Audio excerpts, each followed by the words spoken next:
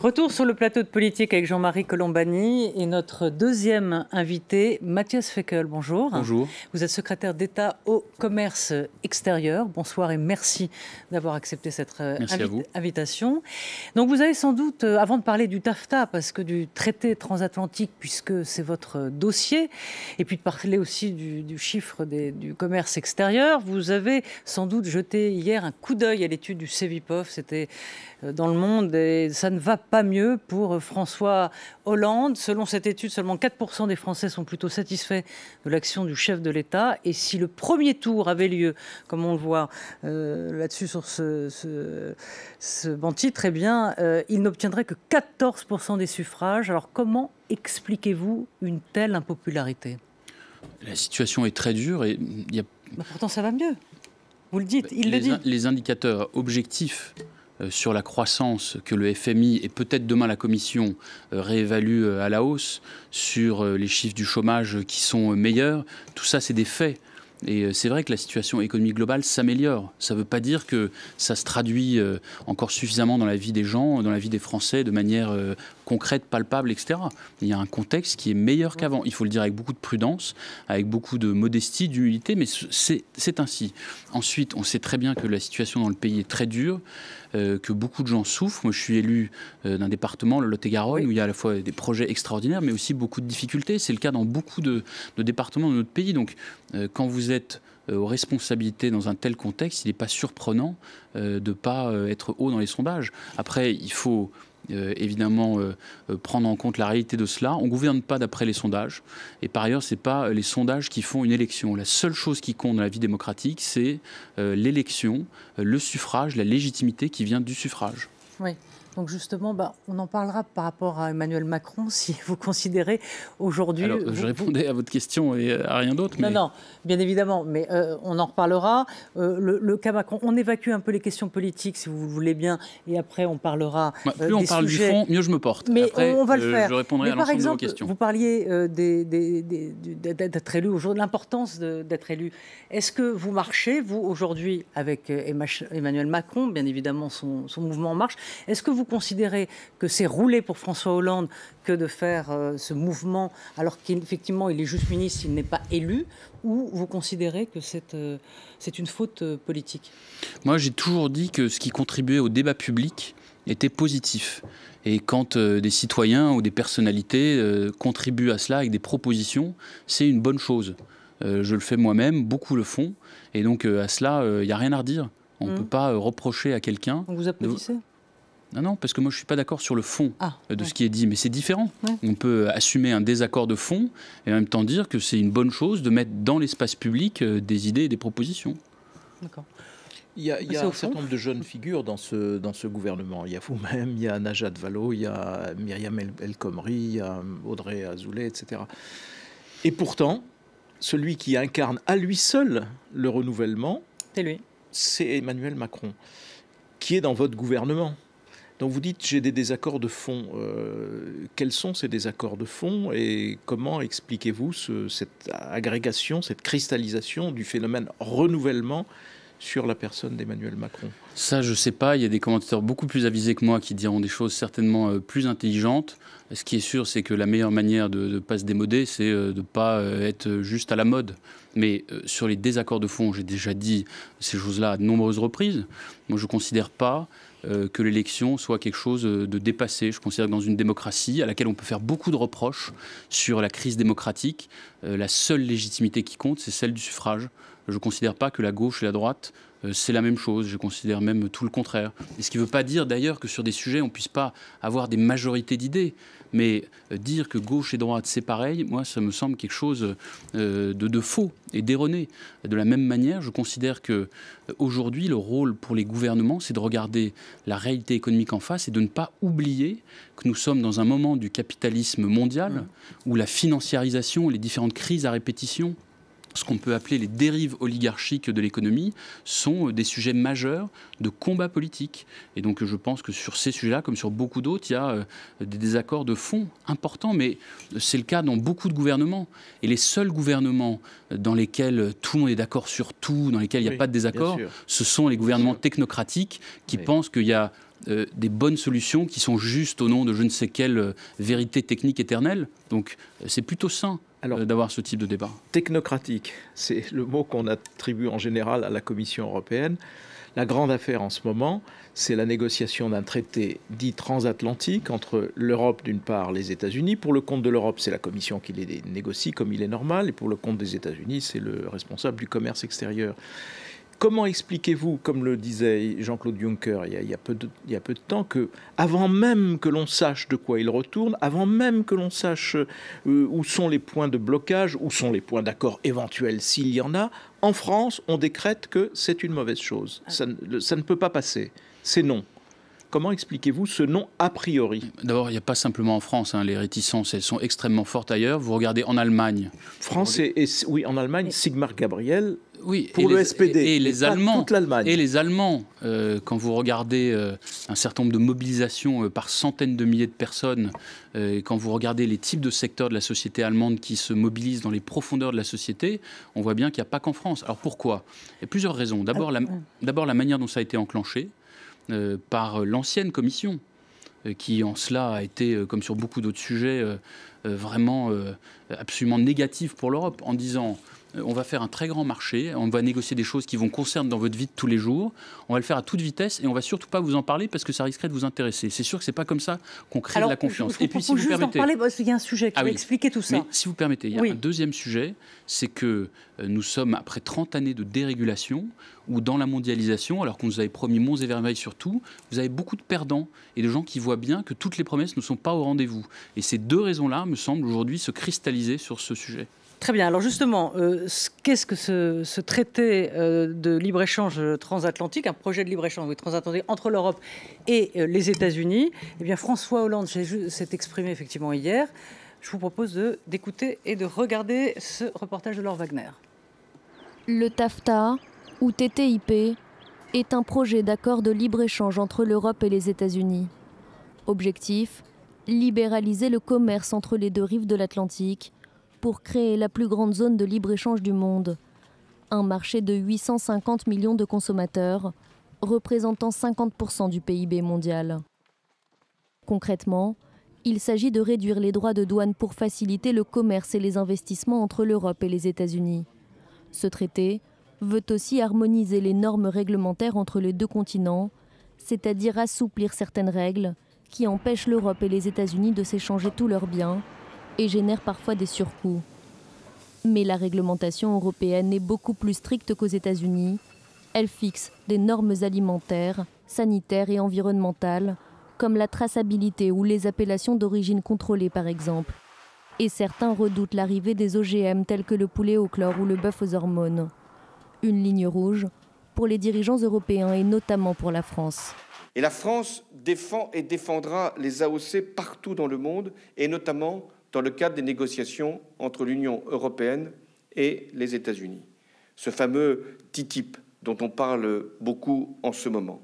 Dans cette discussion qui est engagée depuis plusieurs mois et que certains voudraient accélérer, il ne peut pas être question de sacrifier nos intérêts à l'obtention d'un accord.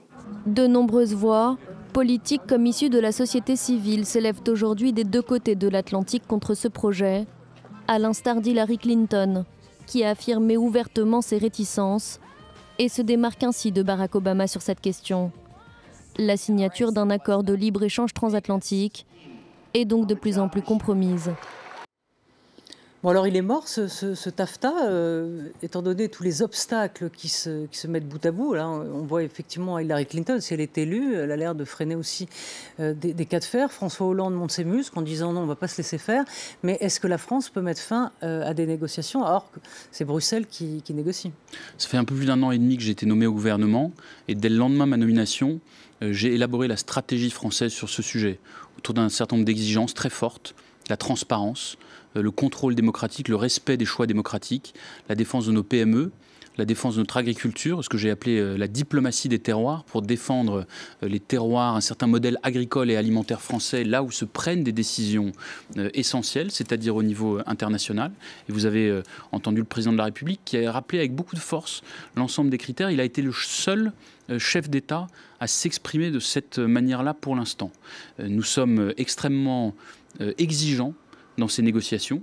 Nous n'oublions jamais qu'avec les États-Unis, nous négocions avec des partenaires et avec des amis dans lesquels nous sommes engagés dans la lutte contre beaucoup de défis communs, mais nous négocions aussi entre puissances qui défendent des valeurs et qui défendent des intérêts.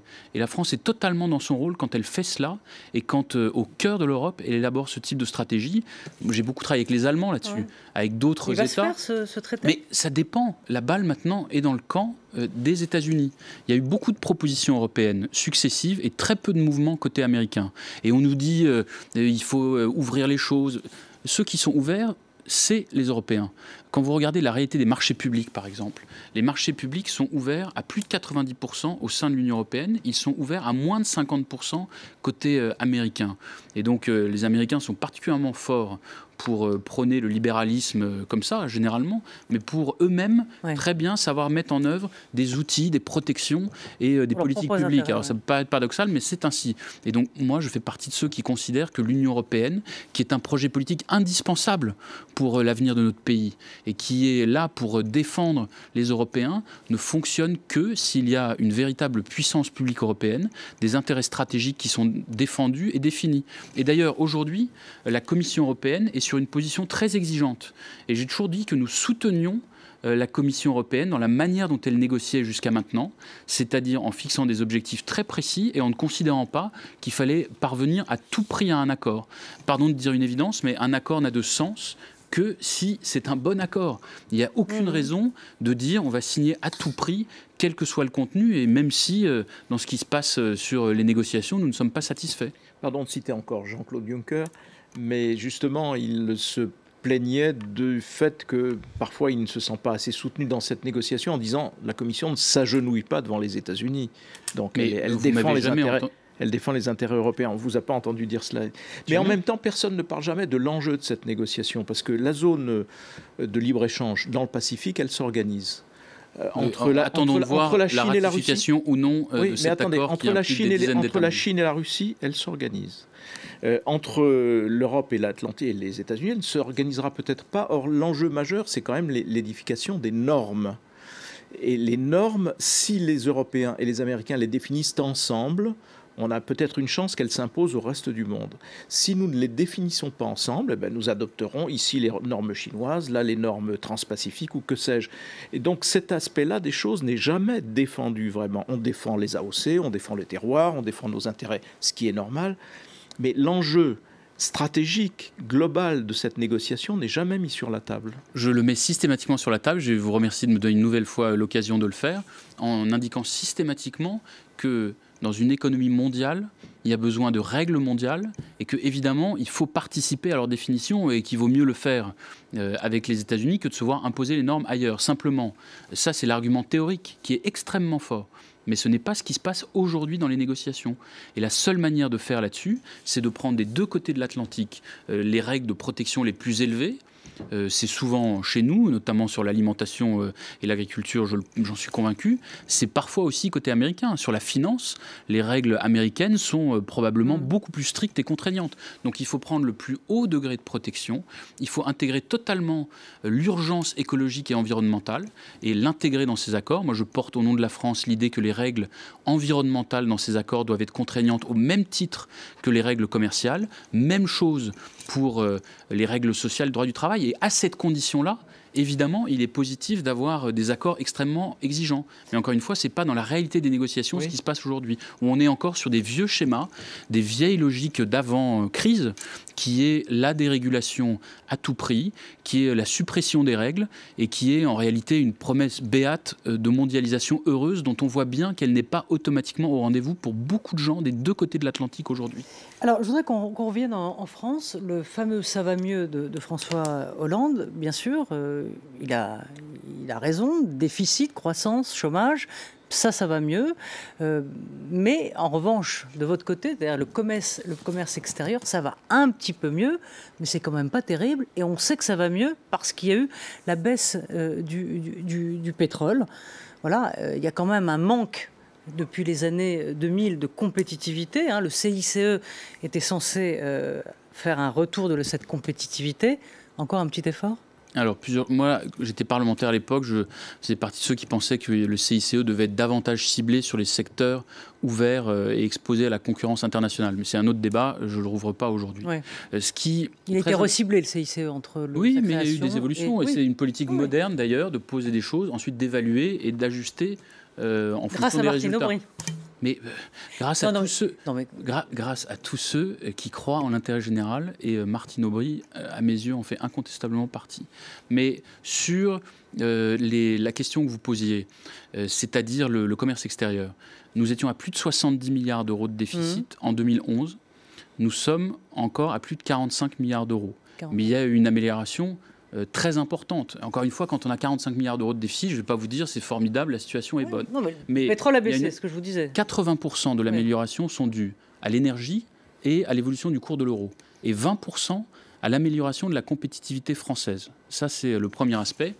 Deuxième aspect très positif, c'est que nous avons, depuis 2011 aussi, de manière continue, plus d'entreprises qui se lancent à l'export, et en particulier des PME. Moi, j'ai mis en place des décisions spécifiques de simplification sur les PME, un guichet unique douanier, la disposition du volontariat international en entreprise facilité pour les PME, l'ouverture de toutes mes délégations à l'international dans les déplacements aux petites et moyennes entreprises. Et d'ailleurs, j'en profite pour dire que le 14 juin prochain, il y aura le 2e forum des PME à l'international au Quai d'Orsay pour booster les formidables PME qui, partout en France, créent de l'emploi et veulent se lancer à l'export. Et entre 2014 et 2015, 4000 PME supplémentaires se sont lancées à l'export. On est passé de 121 000 à 125 000 PME à l'export. Ça, c'est d'excellentes nouvelles parce qu'on a un tissu de PME exportateurs qui doit augmenter encore, et c'est le cas de manière continue depuis 2011. Donc vous avez un certain nombre de choses structurelles qui s'améliorent, mais dans un contexte global qui reste très compliqué. Ça, c'est pas moi qui vous dirai le contraire, et à aucun moment vous m'avez entendu affirmer le contraire. Il y a des secteurs qui sont très performants, l'aéronautique, la viticulture, et qui est le 2e excédent commercial français. On compte souvent en Rafale ou en Airbus, ce qui est bien. On peut compter aussi en bouteilles de vin, en fûts, etc. Il y a l'agriculture plus généralement. Là, il y aura les sous-marins. Tous ceux qui veulent aussi, tous ceux qui veulent faire croire aux agriculteurs français qu'ils ont un avenir en se sortant de l'Europe et de l'international, alors que nous sommes exportateurs nets sur l'agriculture et l'agroalimentaire, sont des menteurs.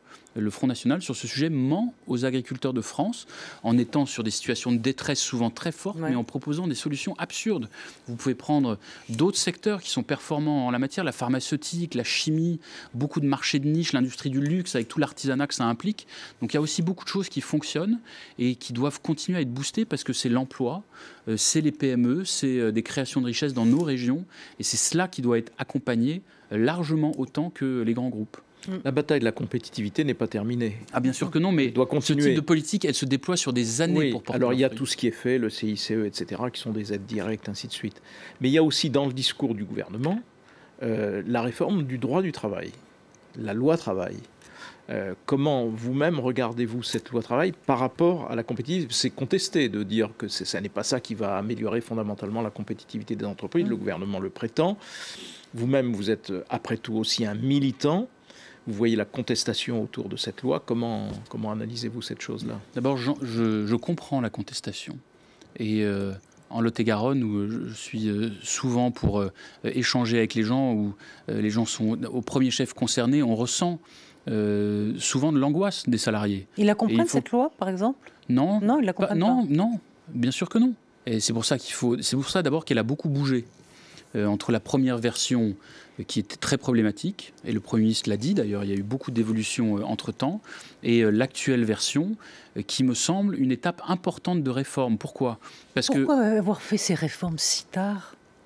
Ça, c'est un autre sujet, mais en même temps, si on ne faisait plus de réformes, on est sous le quinquennat. Vous choisissez bien tard. Non, on est sous le quinquennat. Si un an et demi, à l'époque, avant la présidentielle, on disait maintenant, il n'y a plus de réforme, on ne travaille plus, ça veut dire que vous avez 2 ans, 3 ans d'utile. J'entends bien, avec quelle perte de temps, j'ai envie de vous dire. Oui, alors, bien sûr, pleurer sur le lait renversé... c'est ce gouvernement qui fait des réformes que personne n'a jamais fait avant, y compris des gens qui passent leur temps à faire la leçon et à faire la morale. Et vous avez ici un gouvernement qui tient bon sur des réformes importantes. Tiendra bon, y compris sur l'article 2, c'est-à-dire cette fameuse inversion des normes qui met en colère tout le monde. Non, pas tout le monde. Les syndicats qui sont favorables. Hein. Non, mais écoutez ce que dit la CFDT, par exemple. Non, mais un grand syndicat réformiste. Ils ne font pas grève, là, la CFDT. On parle de CGT. Oui, mais je vous dis, vous dites les syndicats. Il y a des syndicats qui souhaitent améliorer les choses. Les syndicats, quand ils sont sérieux, participent à l'intérêt général. C'est le cas de la CFDT, bien évidemment. Incontestablement. Et quand vous écoutez M. Berger dire les choses avec l'expérience du terrain et de l'entreprise, vous voyez bien qu'il y a des choses fortes. Pourquoi ? Parce que nous avons dans notre pays une crise démocratique très forte. Et c'est pour ça que les gens aussi se sentent dépossédés.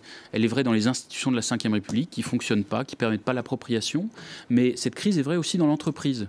Et la loi travail, qui est portée avec beaucoup de détermination par Myriam El Khomri, permet de remettre le pouvoir entre les mains des salariés.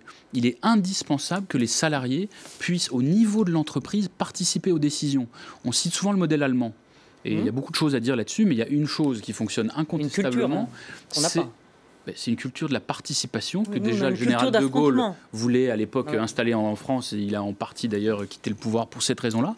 Si vous voulez que les gens soient responsables et si vous voulez des syndicats responsables, eh bien, il faut les associer à l'exercice des responsabilités. Et il faut que les salariés dans l'entreprise aient accès à l'information. Moi, je suis frappé de voir à quel point parfois les représentants du personnel n'ont pas accès aux informations stratégiques et il faut qu'ils soient associés à la prise de décision.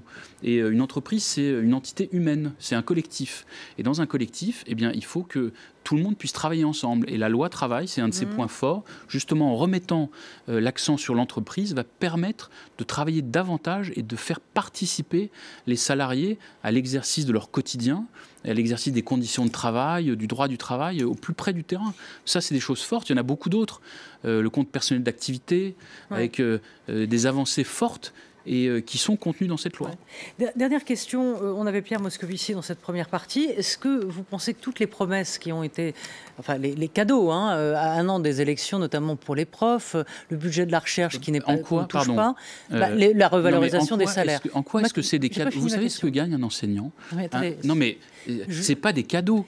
Un enseignant qui fait partie des métiers... À un an de l'élection présidentielle, on se demande pourquoi vous ne l'avez pas fait plus tôt. Le président a toujours dit qu'il y aurait dans le quinquennat un temps de réforme et un temps de redistribution. Donc il n'y a rien de surprenant et vous relisez l'ensemble des documents de campagne de 2012, c'est à l'intérieur. Oui. Et de dire que des enseignants qui font un des métiers les plus importants, c'est-à-dire former les jeunes, c'est quand même au moins aussi noble que tous les communicants et autres qui ont pignon sur rue gagnent mieux leur vie que c'est le cas aujourd'hui. Franchement, je ne comprends absolument pas en quoi c'est un cadeau. Mais on va être dans les critères de Maastricht, on ne va pas déborder avec des dépenses La France a toujours respecté, et sous ce gouvernement beaucoup plus que sous ceux qui ont précédé... Les 3%, on va y arriver ? Non mais d'abord, il y a un certain nombre de dépenses. On est à 3,6, oui.